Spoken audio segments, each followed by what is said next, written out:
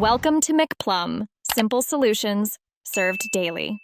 You start by removing the band and taping the bezel. This prevents accidental gouges.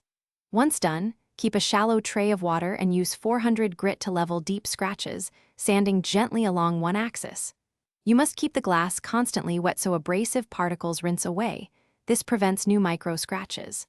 Make short, controlled passes and check progress, often under bright light. If you see a dull, even matte surface, you're ready to move to finer grits.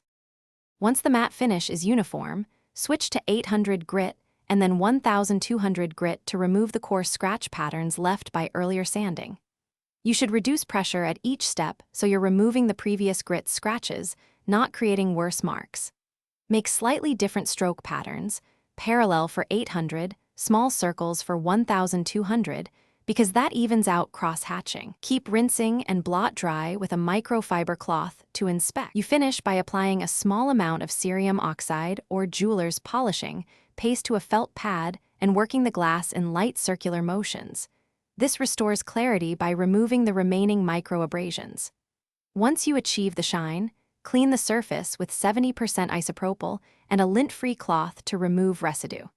If a deep scratch remains visible after polishing, make sure to stop. Persistent gouges indicate glass replacement is safer than more aggressive sanding.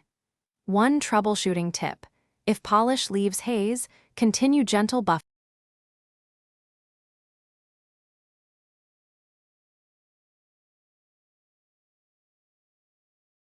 Thanks for watching. Stay juicy and subscribe.